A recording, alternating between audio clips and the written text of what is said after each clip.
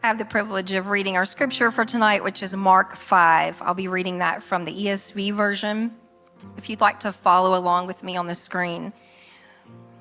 They came to the other side of the sea, to the country of the Gerasenes. And when Jesus had stepped out of the boat, immediately there met him out of the tombs a man with an unclean spirit. He lived among the tombs, and no one could bind him any more, not even with a chain, for he had often been bound with shackles and chains. But he wrenched the chains apart, and he broke the shackles in pieces. No one had the strength to subdue him.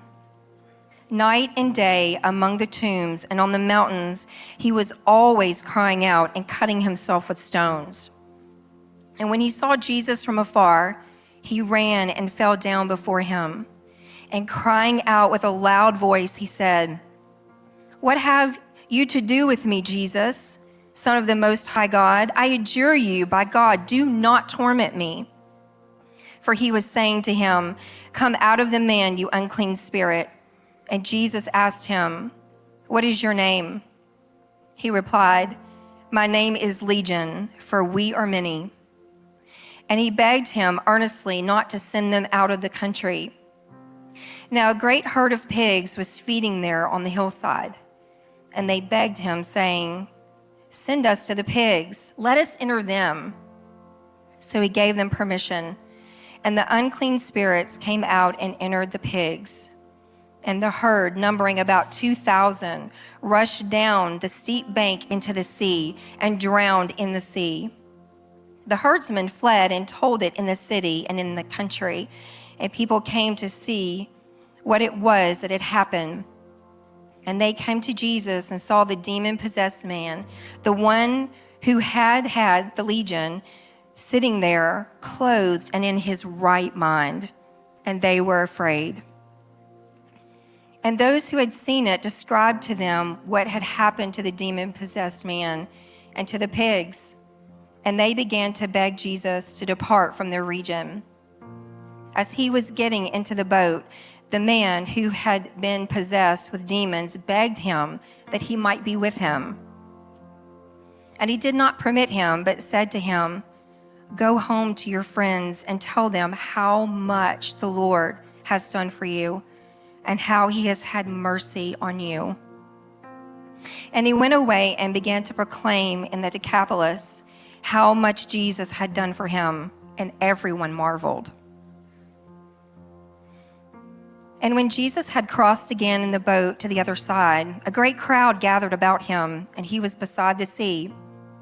Then came one of the rulers of the synagogue, Jairus by name, and seeing him, he fell at his feet and implored him earnestly, saying, "My little daughter is at the point of death. Come and lay your hands on her so that she may be well and live." And he went with him. And a great crowd followed him and thronged about him. And there was a woman who had had a discharge of blood for 12 years, and who had suffered much under many physicians, and had spent all that she had, and was no better, but rather grew worse. She had heard the reports about Jesus and came up behind him in the crowd and touched his garment. For she said, "If I touch even his garment, I will be made well." And immediately the flow of blood dried up, and she felt in her body that she was healed of her disease. And Jesus, perceiving in himself that power had gone out from him, immediately turned about in the crowd and said, "Who touched my garments?" And his disciples said to him, "You see the crowd pressing around you, and yet you say, 'Who touched me?'" And he looked around to see who had done it. But the woman, knowing what had happened to her, came in fear and trembling and fell down before him and told him the whole truth. And he said to her, "Daughter, your faith has made you well. Go in peace and be healed of your disease." While he was still speaking, there came from the ruler's house some who said, "Your daughter is dead. Why trouble the teacher any further?"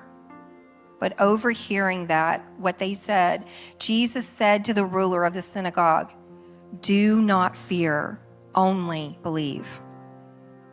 And he allowed no one to follow him except Peter, James, and John, the brother of James. And they came to the house of the ruler of the synagogue, and Jesus saw a commotion, people weeping and wailing loudly. And when he had entered, he said to them, "Why are you making a commotion and weeping? The child is not dead, but sleeping." And they laughed at him. But he put them all outside and took the child's father and mother, and those who were with him went in where the child was. Taking her by the hand, he said to her, "Talitha cumi," which means, "Little girl, I say to you, arise." And immediately the girl got up and began walking, for she was 12 years of age, and they were immediately overcome with amazement. And he strictly charged them that no one should know this, and told them to give her something to eat. The word of the Lord for you and me. Thanks be to God. 1 Timothy 4 says, Paul writing to Timothy says, "Until I come, don't neglect the public reading of Scripture." Continue on in this. So it's pretty cool that over the course of this series, we're going to end up reading through an entire book of the Bible together. I think that that's pretty awesome. So we are in a series in the Gospel according to Mark, and we're going chapter by chapter each week. And Mark's primary objective is to paint a picture of who Jesus is and present it to us so that he can ask us the question, this is who Jesus is, but more importantly, who do you say that he is? And Pastor Jacob opened up this series by framing the entire book of Mark into these three sections. And so we're going to display those on the screen for you.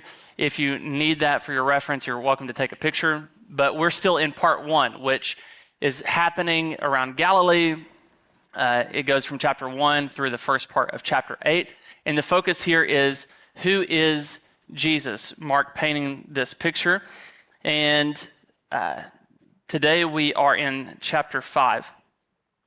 So leading up into chapter 5, what's just happened in Mark chapter 4, as Wallace spoke on last week, is it ends with Jesus calming a storm.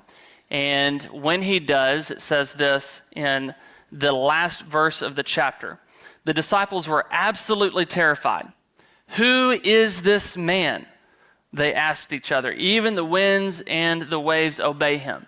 And that is the last verse in chapter 4. And so Mark sets this up with this question lingering in the air out of the mouth of the disciples. Who is this man? And then he goes on to tell us 3 different stories. Stories involving a man, woman, and child, and each of them being set free and healed and delivered from demons, disease, and even death. So what is Mark trying to convey to us is that Jesus can heal anyone of anything. So that's what we are approaching this with. In each story, we see Jesus taking someone who is unclean and making them clean. And we see people from different walks of life, different backgrounds, different experiences, different needs, all finding themselves at the feet of Jesus, and Jesus meeting those needs. So we're going to look at Mark 5 in 5 different acts. So Act 1, the madman. Act 2, a desperate dad. Act 3, the risk of faith. 4, a costly interruption. And the 5th one, the preview. So Act 1, the madman. Jesus has just calmed a raging storm on the sea, and now he is encountering a raging storm happening on the inside of a man. And the scene, the description that Scripture gives us of this man is very vivid and heart-wrenching. I mean, it uses words like, he lived in the tombs, no one could bind him anymore with a chain, for even in chains and shackles, he would just break them off. No one had the strength to subdue him. The picture that it's painting and the words that it's using to describe this man is a more accurate description of a wild animal than it is for a human being. And so this man would have, the townspeople would have considered him to be a madman, would have considered him to be insane. And so a common practice at that time for people who were violently insane was to take them and to bind them up to keep them from harming other people. And so this is what they attempted to do, and it reached a point to where even the chains and the shackles that they put on this man, they weren't sufficient. They couldn't keep him contained. And so as a result, he was exiled outside of community, and he was banished to the caves where they would use them for tombs. It was also a dwelling place for the poorest people in the area. And he would be seen at times, both day and night, walking around, roaming, wailing and crying out and cutting himself, trying to end this miserable existence that he has found himself in. And this is like what Scripture is doing here is painting a picture of what the enemy's objective is in our life. The enemy is set out to deface and to destroy the image of God in human beings. The enemy is real. This is one of the points that is being conveyed here, is that there is a real enemy. And the objective of this enemy is to deface and to destroy God's image-bearing creatures. And so Jesus in John 10:10, he says, the thief comes to kill, steal, and destroy. Like, this is what the enemy is after in our lives, is to destroy us. Why? Because we are the ones who are made in God's image. Like, this is what he was after. You know, like if you ever see a kid who in their immaturity goes, like they're arguing or fighting over something, a toy or whatever, and they're like, if you can't have it, nobody can, and they rip it up or they kick the ball. And like there's the saying, just, what is it with the take your ball and go home, whatever. Like, it's if you don't want to play with me, no one's playing. No one's having fun. If Satan can't take God's throne, nobody can bear that image. No one can be in that place. And so he's out to destroy and to deface God's image in human beings. C.S. Lewis gives this warning. He said, there are two equal and opposite errors into which our race can fall about devils. One is to disbelieve in their existence. The other is to believe and feel an excessive and unhealthy interest in them. They themselves are equally pleased by both errors and hail a materialist or magician with the same delight. What we see Jesus do is he doesn't pretend like demonic forces aren't real, but he also doesn't give them more credit than it's worth. When we read Scripture, we're not just looking through the lens of what is in it for me or what has God done for me. That's a good lens to read it through. But if we're disciples of Jesus, we are his apprentices, which means we're learning how to live as he lives, learning how to do what he did. Well, one of the things that Jesus did was he delivered people from demonic possession, oppression, assault, all of that. So if we're his followers, we're to look at this and not just go, oh man, Jesus is powerful. But we're also to look at this and go, how can we learn from this so that we can learn how to do what Jesus did? And so one of the things that we see in this is that Jesus, he was not intimidated. He also didn't brush it off like it wasn't there, but he also wasn't afraid or intimidated. And I think so many people, whenever they either encounter it or they have the thought of like, man, what am I going to do if I encounter a situation where someone is demonically possessed, they're demonized, okay?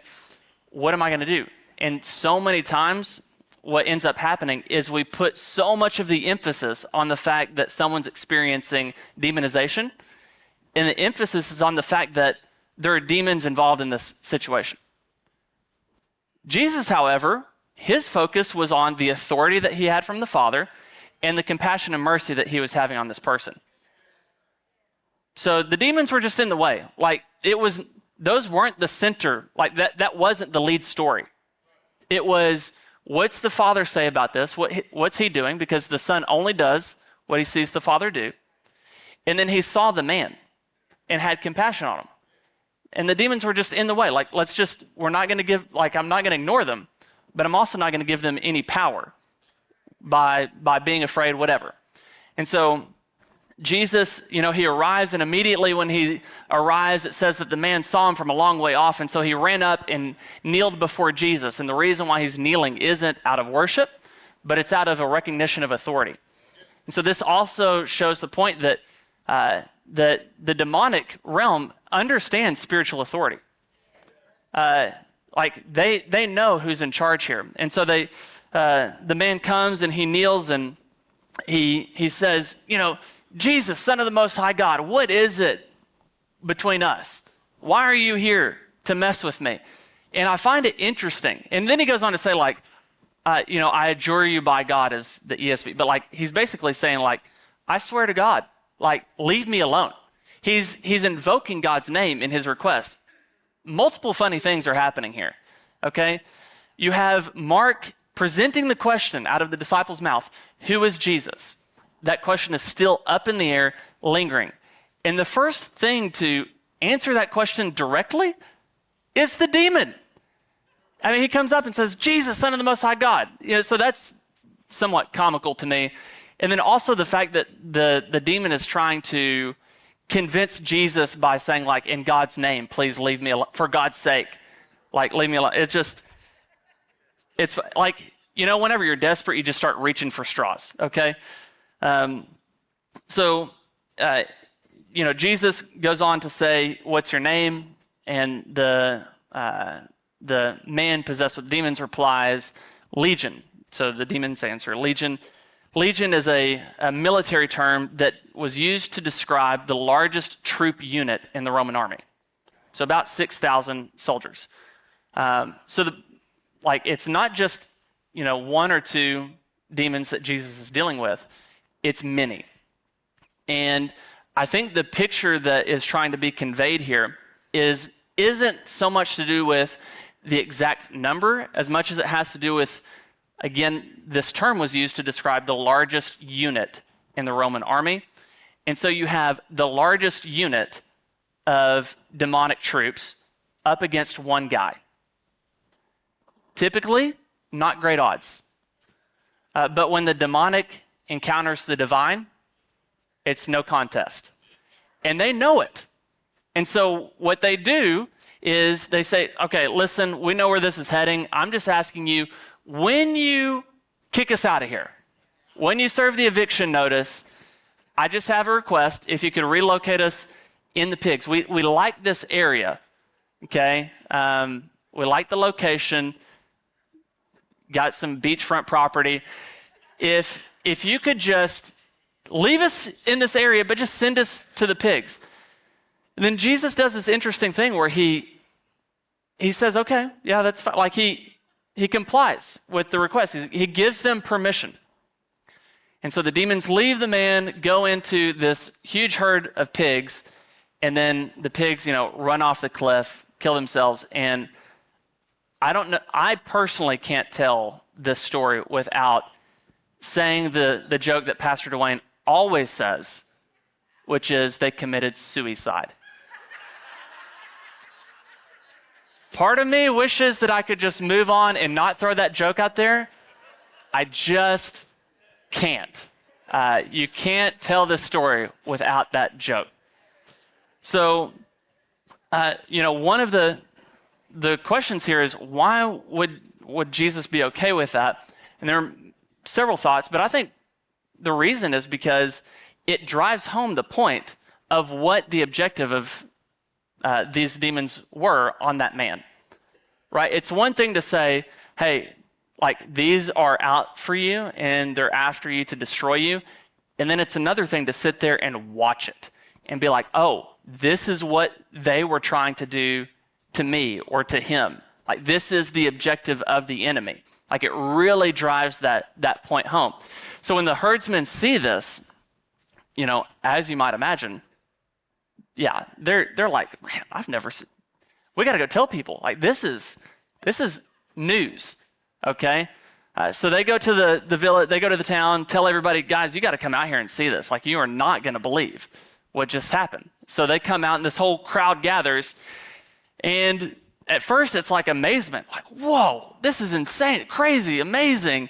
And then they see the man who was the town madman now clothed and in his right mind, and amazement turns to fear. They're thinking, we know how powerful he was. Like, we tried to bind this guy with chains and shackles, and like, it didn't matter how many of us tried to hold this guy down. Like, we could not do that. So we know how powerful he was. And if this guy is even more powerful than him, that's scary. Jesus' authority and power, if you don't relate to it properly, can be a terrifying thing. This is why anytime you see a communist society or any culture, government that is trying to take in all of the power to themselves, they will make a concerted effort to get the Bible and Jesus out of the picture. Because Jesus, his power and authority is a threat. And so these people, they say, hey, you got to leave this area. And so they ask him to leave. Jesus doesn't put up a fuss. He's like, okay, it's fine. When he goes to leave, the man who he delivered, now in his right mind and and clothed, and he asked Jesus, hey, I want to follow you. Like, can I come along? Can I tag along? Can I be with you? And Jesus gives this unexpected answer. He tells the man no. Which in other places in Scripture, it's the opposite. Like in Luke 9, you see Jesus extending these invitations to come and follow him. And people say, well, Jesus, I want to follow you. Just let me go say bye to my family first. And Jesus says, listen, anyone who puts their hand to the plow and looks back isn't ready for the kingdom. And so you see Jesus say something like that to one person, but to this man, he says, no. Like, you don't need to follow me. I have something else for you. And Jesus will do this at times. He will give a word that is specific to your context and your situation. Like we see with the rich young ruler, who he comes to Jesus and he says, Jesus, I've done all these great things. I've kept the law. I've followed this and that. I've done all of this. So what do I need to do? And Jesus replies to him, yeah, that's great. You've done all that. But this one thing you lack, this is what you need to do. Go sell everything you have and follow me. So he tells that man that. Then he has this encounter with Zacchaeus, who is also wealthy and came by his wealth in pretty shady means because he was a chief tax collector. And he goes and has a meal at Zacchaeus' house, and he never asks Zacchaeus, who's also wealthy and came by his wealth in probably fraudulent ways. He didn't tell Zacchaeus to go and sell everything. Instead, he showed him acceptance, forgiveness, all of this. And then Zacchaeus goes, Jesus, you know what?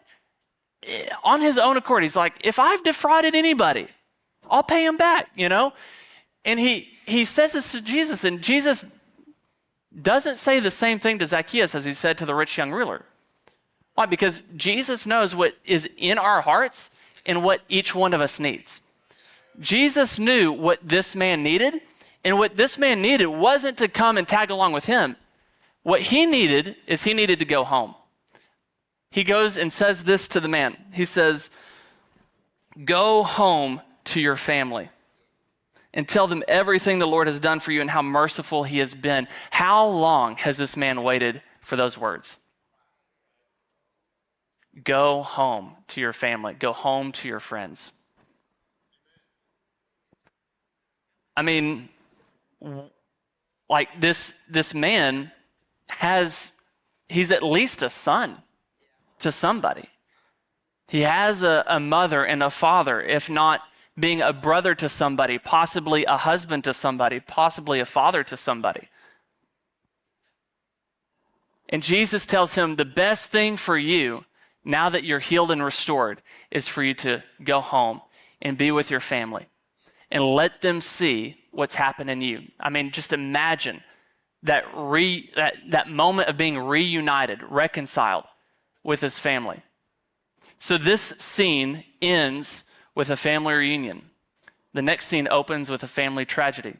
So Act 2, a desperate dad. Verse 21, Jesus got in the boat again and went to the other side of the lake, where a large crowd gathered around him on the shore. Jesus was just rejected by one crowd, and now he's being welcomed by another.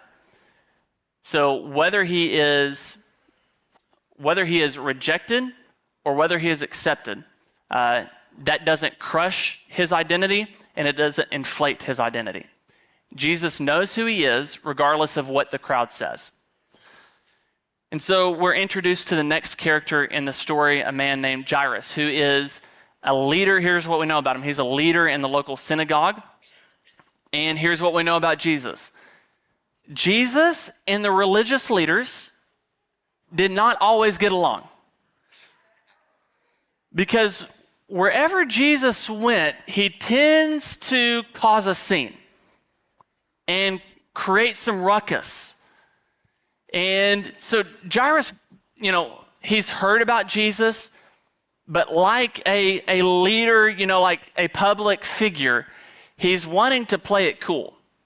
Like, I know who Jesus is, but I've got to keep my distance because I also know the reputation he has amongst my peers, the other leaders, and it's not good.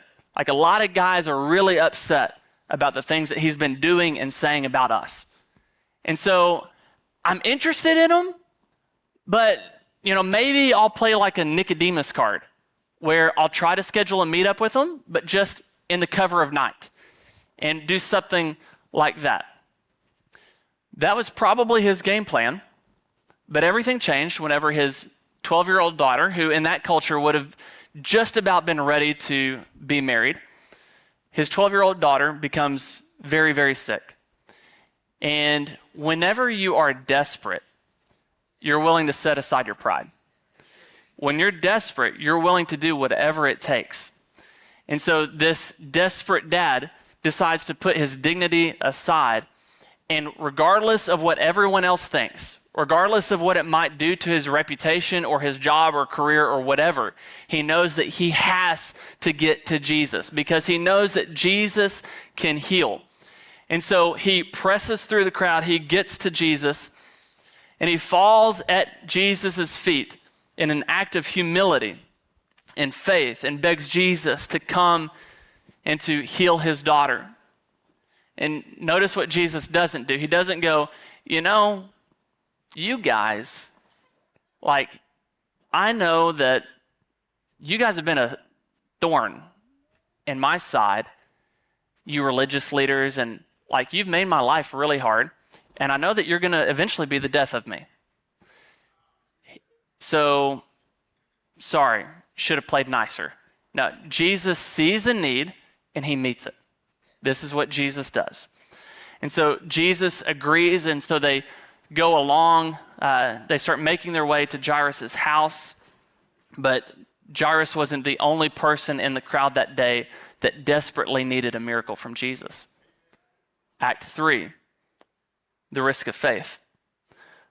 Mark leaves us hanging in suspense about Jairus and his daughter as he shifts the focus to a woman who also was in the crowd that day. A woman that has been suffering for 12 years. As long as Jairus' daughter has been alive, she has been suffering with a condition in which she is bleeding. And because of this, by law, she is considered unclean. And this woman has spent everything that she has, all of her resources are depleted, trying to find a cure, going to doctors and physicians, but each one resulting in disappointment. And, maybe it even makes things worse. And so she's broke, she's spent all that she has. And it's not just a physical condition that she's suffering from, but since this is something that makes a person unclean according to the law, she's also suffered socially and emotionally by being kind of pushed away and to the side, because anyone who comes into contact with her is now also unclean. And so people are, snubbing her, avoiding her. And some of you may be able to relate, but imagine over a decade of everywhere you go, you're having to be mindful of, I can't let anyone know what I'm dealing with, because the moment they find out, they're going to shun me.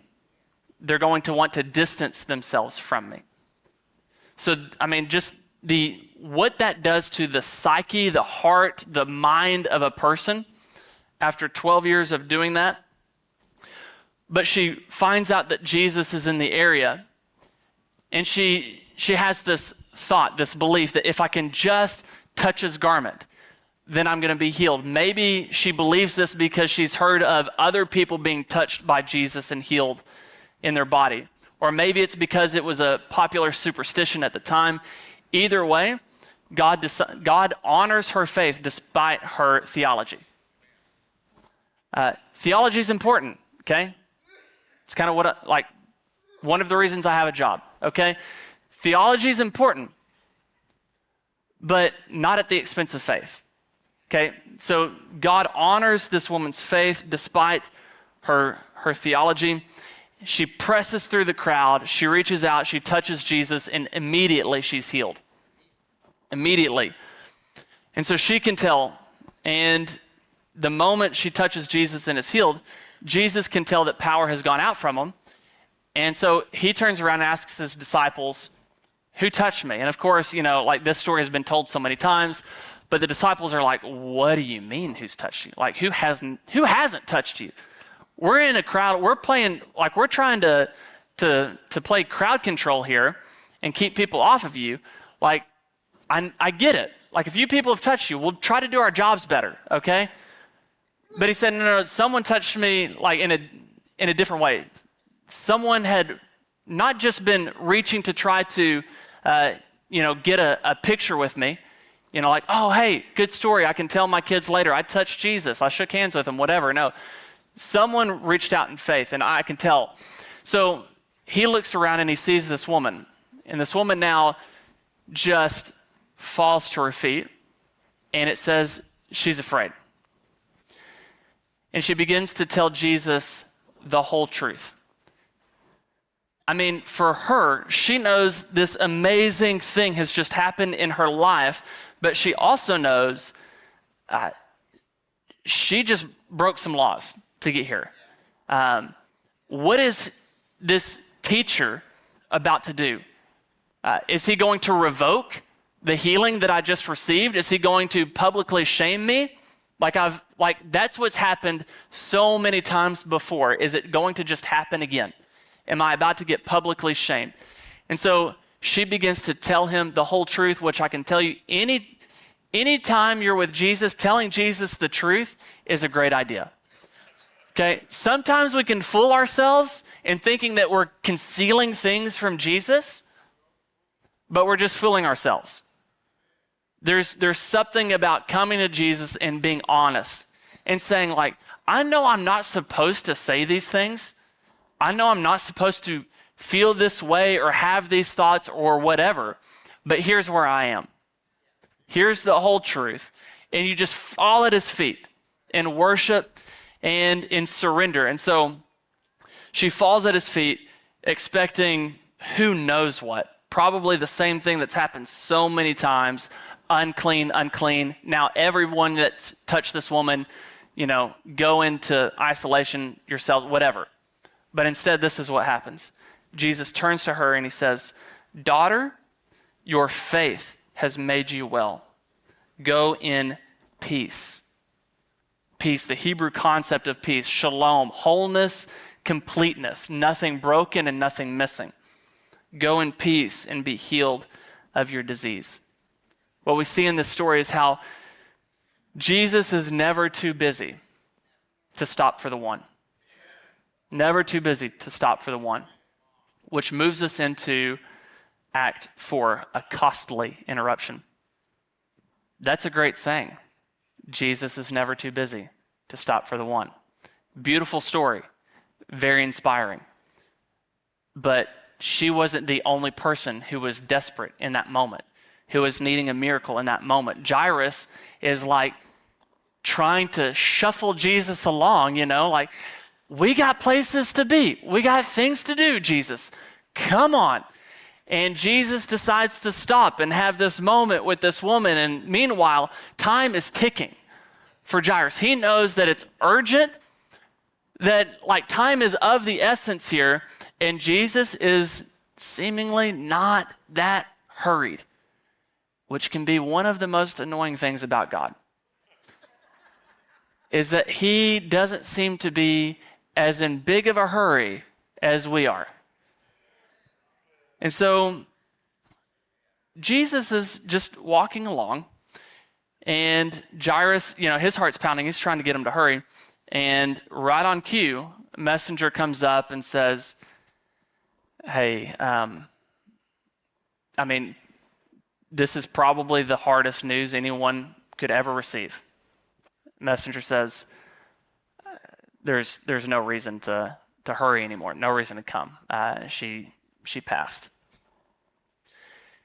What Jesus and Jairus do in this moment, how they handle this news, will determine how the next scene unfolds. Because for Jesus, if he allows this news, this moment, to rob his joy and rob his focus, then is he in the right state of mind to step into what he's about to step into? Is he in the right frame of mind to be able to encourage Jairus? I kept wanting to say Zacchaeus for some reason. Encourage Jairus. If all of a sudden this interruption came, because remember, Jesus was on a mission. Like he had a plan, he was going somewhere, and I alluded to this Sunday, for all of us planners out there, interruptions can be jarring. Like when an interruption comes and it was like, this was not in the plans, okay? This was not in my schedule. This was not in my to-do list for the day or whatever. It can rock the boat a little bit, okay? But Jesus refused to allow this interruption to take him off focus, and he refused to allow this interruption to rob his joy. Instead, he remained laser focused. For Jairus, so many different things can be happening in this moment for him. Obviously there is the immediate sadness and sorrow and grief. But what I know about things like sorrow and grief is it doesn't take long for them to quickly turn into things like anger or bitterness or blame. So in this moment, how Jairus handles this moment determines what's about to happen. If he instead looks at this and goes, listen, I am the VIP here. Okay, I'm the leader of the synagogue. I'm the one who's known in the town. Okay, does anyone know this woman's name? I'm the important person here. If he did that, or if he went the route of, Jesus, I was first in line. Okay, I showed up first, put my ticket in first. If you could help people in the order they come, that'd be great. Like that, we've all experienced that. Where you show up to the restaurant, or you show up to the DMV, or whatever, and you're like, how did they get served before me? Jairus could have played that card. But instead, with all of these emotions swirling and all of these possibilities, he keeps his mouth shut and he keeps his eyes on Jesus, which is a good lesson to learn. Easier said than done, but a good lesson to learn. And so with his mouth shut and his eyes on Jesus, eyes locked with Jesus, Jesus turns and looks at him and he says these words from verse 36, do not fear, only believe. Do not fear, only believe. One commentator reflecting on this says it like this: it is as if he is saying, despite all appearances, I am neither distracted nor disinterested in your need. I work in my time, not others' time. I will not be hurried or dictated to. Believe and watch what I do. Fifth and final act, the preview. As they continue on their way to the house, they would have known they were getting close because they could hear the cries and the wailing from the mourners. And at this time, families, whenever they lost someone, would hire professional mourners to come and to cry and weep and play music and all of this. And it was typically so that their sound could cover up the sound of the family, that they would be able to grieve without embarrassment or restraint. And so Jesus at this point just grabs 3 of his closest followers. He walks in and he tells this group of mourners, hey, the girl, she's not dead, she's just asleep. Sleep was often used as a metaphor for death. Jesus also might have been covering his tracks because he knows what's about to happen and he's not ready to die yet. And so, hey, she's just asleep. So regardless of the reason, that's what he tells them. And then they start laughing at him, which, people still to this day will laugh at you when you tell them that someone's been raised from the dead. So he tells them, hey, get out of here. So everyone leaves. Peter, James, and John, the 2 parents, go to the little girl. And in the previous story, which these 2 stories are so much connected, and that's why Mark sandwiches the stories together. But in the previous story, the unclean woman was the one who reached out to touch Jesus. In this story, Jesus is the one who reaches out and touches the unclean child. Because to touch, to have contact with the dead was also unclean by law. So Jesus, again, defies expectations, kind of breaks the rules, and he grabs this little girl's hand and he tells her, little girl, it's time to get up. And when he does, she begins to breathe again. So do her parents, because they've been holding their breath as well. She comes back to life. And then Jesus gives a warning, don't tell anybody about this. And then he tells them something, he gives them some practical advice, which Jesus will give you practical advice. It's not just, hey, Jesus, you can just talk to me about my spiritual life and the really weighty matters of existence. Let's talk about that. No, Jesus will actually give you instructions on the practical matters of your life if we're willing to take them to him. So he says, get this girl something to eat.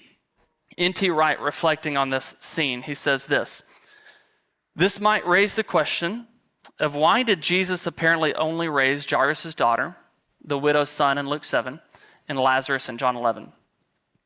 There must have been plenty of other people Jesus encountered who had lost someone to death. Why them and not others? Or why them and not me? This question misses the whole point of the larger story that Mark is telling us. Just as Jesus wasn't coming to be a one-man liberation movement in the traditional revolutionary sense, so he wasn't coming to be a one-man emergency medical center.